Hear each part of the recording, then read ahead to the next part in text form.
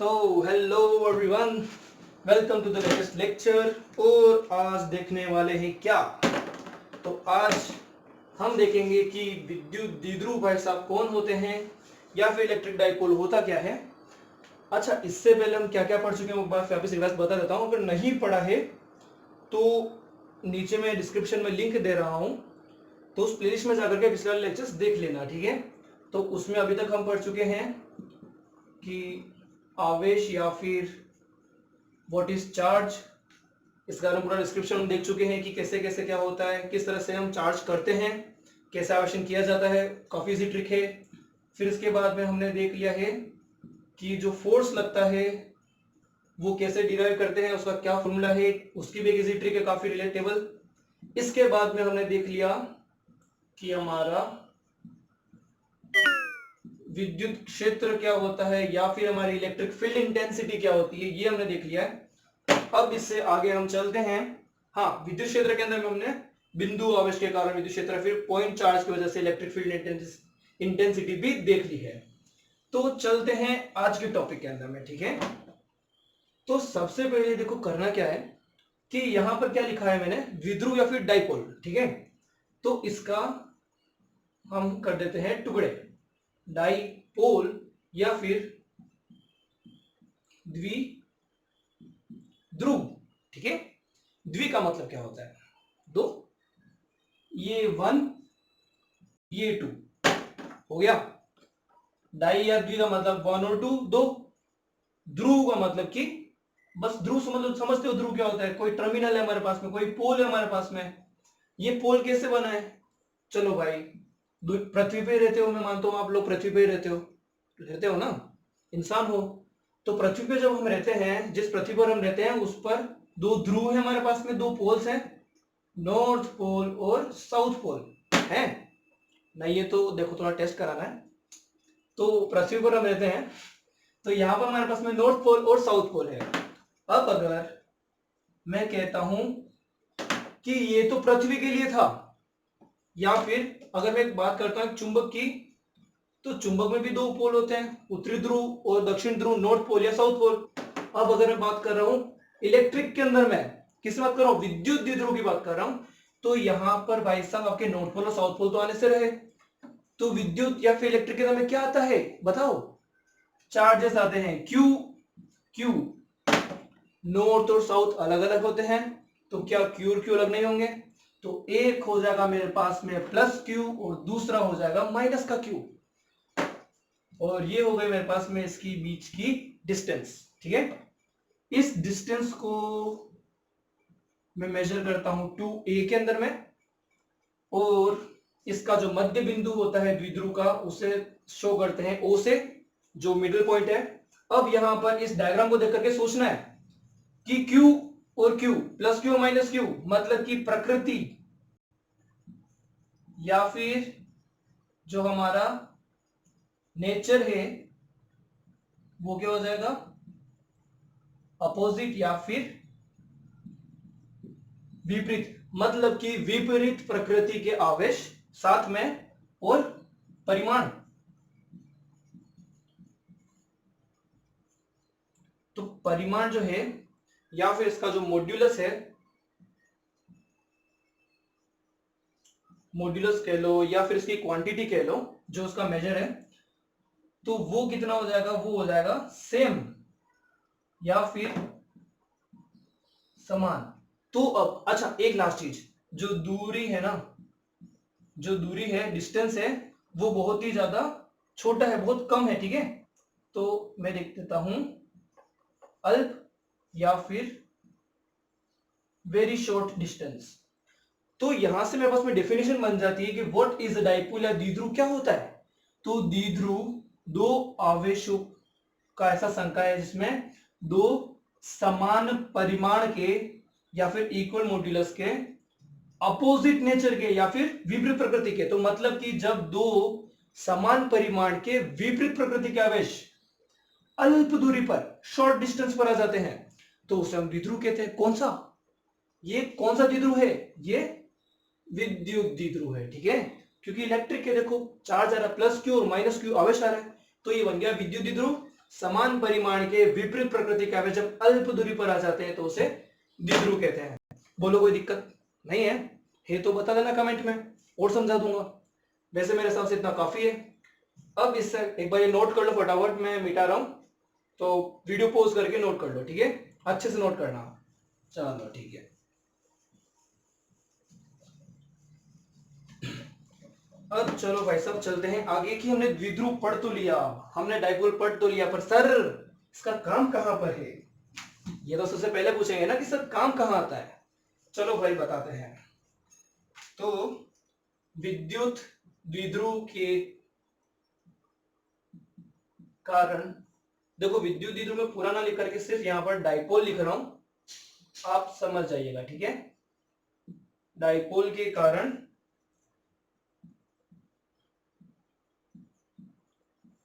अक्षीय रेखा पर विद्युत क्षेत्र की तीव्रता या फिर विद्युत क्षेत्र, ठीक है?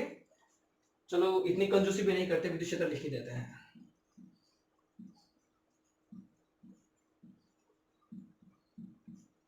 या फिर electric field on the axis due to dipole, ठीक है? तो सबसे पहले सर हम कैसे जाने कि क्या होता है अक्षीय रेखा, हम कैसे जाने क्या होता है द्विध्रुव? तो सबसे पहले क्या करेंगे बच्चों, डायग्राम बनाएंगे, ठीक है? डायग्राम देख लेते हैं।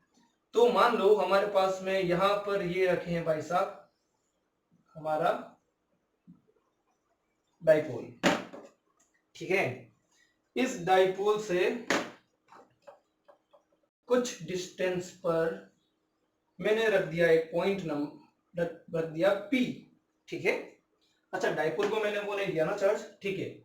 तो ये हो गया -Q प्लस Q और P पर हमने रख दिया है कोई भी एकांक आवेश रख लेंगे, Q0 रख लेते हैं, कोई दिक्कत नहीं है। इस पर हमें निकालना है विद्युत क्षेत्र कितना होगा, जो E है हमारा वो कितना होगा इस डाइपोल की वजह से। अब पिछली स्लाइड के अंदर मैंने बताया था कि इसका मध्य बिंदु, उसे मैं नाम दूंगा प्यार से O, ठीक है? यहां से मुझे डिस्टेंस निकालनी पड़ेगी। ध्यान रखना डाइपोल के अंदर मैं यहां से नहीं निकलता है, इसका जो मध्य बिंदु होगा ना वहां से दूरी लेंगे। तो यहां से लेकर के यहां तक की दूरी जो हो गई मेरे पास में R। द्विध्रुव की कुल लंबाई मैंने कितनी बताई थी, 2a, द्विध्रुव 2a ऐसे याद रखना, ठीक है? तो इधर का A और इधर का A, ठीक है? ये A हो गया यहां से यहां तक और ये A हो गया यहां से यहां तक, A R, और यहां पर P पर हमें निकालना है। तो ये तो हो गया हमारे पास में डायग्राम। जब हम क्वेश्चन सॉल्व करेंगे बोर्ड के अंदर में तो इसको समझाना है कि ये हमारा द्विध्रुव है, A B इसको लिख देना। चलो लिख ही देते हैं, कंजूसी क्यों करें। A B P हमारा पॉइंट है जहां पर हमें निकालना है, P4 पॉइंट जहां पे निकालना है, A B हमारा डाइपोल हो गया और O से दूरी R हो गई, A और A दोनों तरफ हो गया। अब सबसे पहले एक बात करता हूं, एक बहुत ही सिंपल सा कंसेप्ट आपसे पूछने जा रहा हूं कि कौन सा वाला आवेश जो है, कौन सा चार्ज जो है वो इस पर ज्यादा विद्युत क्षेत्र लगाएगा। चलो बहुत ही सी ट्रिक बताता हूं। अभी मेरा हाथ कैसा दिख रहा है, छोटा, अब बड़ा हो गया, अरे छोटा हो गया, अरे बड़ा हो गया। तो भाई साहब जब मेरा हाथ आपके पास में आ रहा तो बड़ा दिख रहा है, दूर है तो छोटा दिख रहा है। तो वैसे ही यहां पर जो A है वो P से ज्यादा दूर है और B ज्यादा पास है। अब B अगर A से ज्यादा पास है तो B से ज्यादा इफेक्ट पड़ेगा ना, समझ रहे हो? B से ज्यादा इफेक्ट पड़ेगा क्योंकि A दूर है और B पास में है।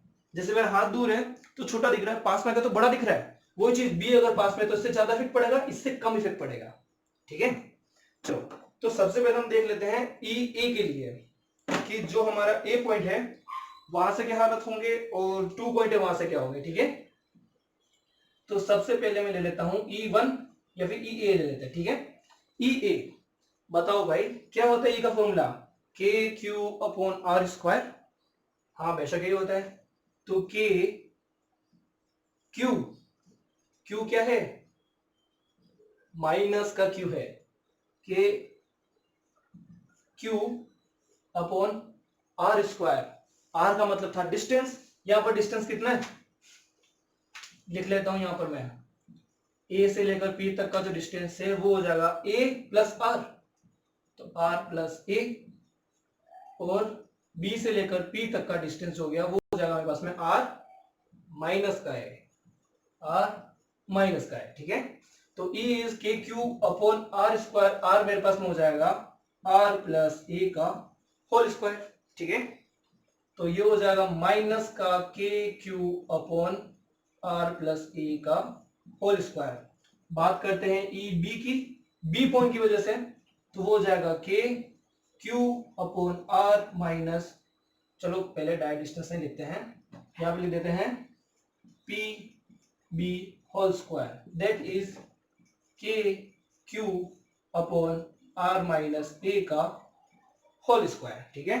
ये हो गया हमारे पास में इलेक्ट्रिक फील्ड ए की वजह से और बी की वजह से। अब मुझे करना क्या है, मुझे तो टोटल निकालना है ना, ये भी कर रहा है ये भी कर रहा है, तो मैं यहां पर क्या कर लूंगा, जो पी पर होगा मेरे पास में वो हो जाएगा ई ए, ई टोटल कर लेते हैं, E total is equal to E A plus E B, ठीक है। तो ये हो जाएगा हमारे पास में E is equals to, E ए क्या है हमारे पास में, देखो माइनस का के क्यू, और ई बी क्या है हमारे पास में, के Q open are minus A का होल स्क्वायर। ये माइनस में है ये प्लस में, दोनों जुड़ेंगे पर माइनस तो माइनस ही रहेगा, ठीक है। तो माइनस का के क्यू, अच्छा के क्यू कॉमन लेना तो चलेगा, चलो बाद में लेंगे, R plus A whole square plus K Q upon R minus A का होल स्क्वायर। समझ में आ रहा है सब कुछ, नहीं समझ में आ रहा है आराम से शांति से देख लेना, ठीक है। अब देख लेते हैं, यहां से मैंने ले लिया कॉमन के क्यू, क्या लिया मैंने कॉमन,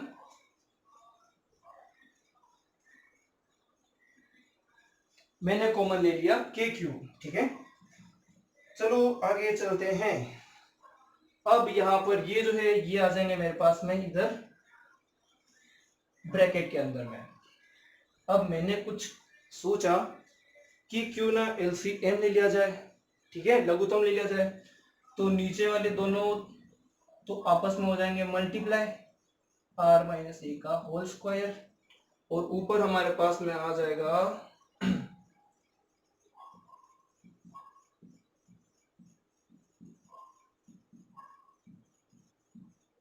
ठीक है, one upon R plus minus का one upon R plus A square plus one upon R minus A का स्क्वायर, के क्यू बाहर आ गया वन, दोनों नीचे मल्टीप्लाई हो जाएंगे और इधर वाला इधर आ जाएगा, इधर वाला इधर आ जाएगा, यही हुआ हमारे साथ में।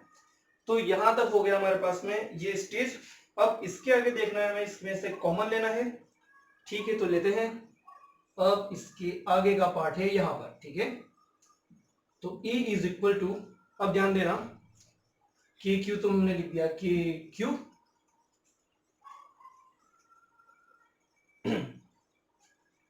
और इसके बाद में आर माइनस ए का square plus are plus A का स्क्वायर, इसको पूरा ब्रैकेट में खोल के बता देता हूं नीचे। चलो पहले हम ब्रैकेट को अंदर वाले चीज को सॉल्व कर लेते हैं, फिर करते हैं। आर माइनस ए का square minus A minus B का whole square, A square plus B square minus 2ab plus A square plus B square plus 2ab, ऐसा कुछ रहेगा। माइनस आर स्क्वायर से प्लस का स्क्वायर गया, माइनस ए स्क्वायर से plus का square, minus plus जाके मल्टीप्लाई होगा, ठीक है। हाँ, तो अब माइनस माइनस प्लस और प्लस, मतलब कि मेरे पास में टोटल आ जाना चाहिए 4ra, ठीक है।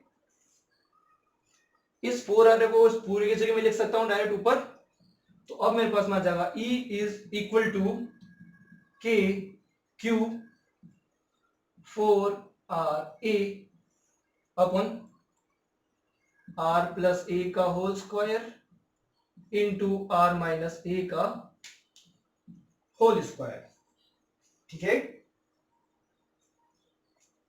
अब एक और चीज मैं देखूंगा, a प्लस बी और a माइनस बी, कुछ समझ में आ रहा है। a प्लस बी और a माइनस बी क्या होता है, a square minus B square होता है, ठीक है। तो E is equal to K Q 4ra upon a plus B a minus B, that is A square minus B square का होल स्क्वायर। यहां तक मेरे पास में आ गया, बिल्कुल इजी सा। अब मुझे देखना है कि मैं यहां पर क्या इफेक्टिव कर सकता हूं। तो यहां पर याद करो द्विध्रुव की परिभाषा, जब मैंने कहा था कि द्विध्रुव अल्प दूरी, कहा था मैंने कि बहुत शॉर्ट डिस्टेंस, तो ए स्क्वायर जो है वो बहुत बहुत बहुत छोटा हो जाएगा आर स्क्वायर से, हो जाएगा। तो इस वजह से हम कर लेंगे ए को नेग्लेक्ट, ए हम लिखेंगे ही नहीं, ठीक है। तो E is equals to K Q 4RA upon are की पावर स्क्वायर, स्क्वायर 2 + 2 4 पावर, इस आर से मैंने काटा यहां पर तो बच गया नीचे क्यूब 4A। क्या इसमें मुझे कुछ याद आ रहा है? हाँ, द्विध्रुव की जो लंबाई थी कितनी थी 2A, तो is equals to 2K P upon R cube. अब ये P क्या बोला है? ये जो P है उसे हम कहते हैं Q इंटू, चलो P के लिए मैं लिख देता हूं, ये तो हमारे पास में फाइनल आंसर हमारा आ गया है, जहां पर P हमारा जो है वो विद्युत द्विध्रुव आघूर्ण कहलाता है। इसको मैं यहां पर बता देता हूं, सॉरी मुझसे पिछले में टॉपिक छूट गया छोटा सा। तो P is equal to Q into 2A, इसे कहते हैं, ये आपको होता है विद्युत द्विध्रुव आघूर्ण, ठीक है। इस पर डायरेक्शन भी दे सकते हैं, कोई दिक्कत नहीं है, वो माइनस से प्लस की ओर बताता है, तो हमारा माइनस से प्लस की ओर ही जा रहा है। तो ये कर गया हमारे पास में मैच। अब अगर मैंने यहां पर डायरेक्शन दे दी है तो मुझे यूनिट वेक्टर भी लगाना पड़ेगा। तो ये हो गया हमारे पास में किसी द्विध्रुव के कारण अक्षीय रेखा पर विद्युत क्षेत्र E is equal to 2kP upon R cube. ये फॉर्मूला बहुत ज्यादा इंपॉर्टेंट है, इसे याद कर लेना, दिमाग में छाप लेना, और नहीं छापना है तो सीधा डेरिवेशन करना है तो बहुत इजी वे में है, क्योंकि यहाँ पर अक्सर बच्चे अटक जाते हैं। तो इसको हमने पूरा सॉल्व करके देख लिया है, और नीचे मैंने बता दिया कि ए स्क्वायर बहुत ज्यादा छोटा है, इसलिए हमने उसको नेग्लेक्ट कर दिया है, और फिर आगे तो बिल्कुल इजी सा है ही। तो इसका जो अगला पार्ट है निरक्ष पर, वो हम देखेंगे अगले चैप्टर के अंदर में। तब तक के लिए इससे मस्त से पढ़ डालो। मिलते हैं अगले लेक्चर के अंदर में, तब तक एक बार फिर से वही बात कहूंगा, पढ़ रहे हो गुरु दक्षिणा में, सब्सक्राइब करो, शेयर करो, ठीक है। और बाकी की वीडियोस देखने के लिए नीचे डिस्क्रिप्शन में मैंने दी है चैनल की लिंक, प्लेलिस्ट की लिंक, उसमें जाकर के सारे वीडियोस देखो। थैंक यू, चलो मिलते हैं लेक्चर में।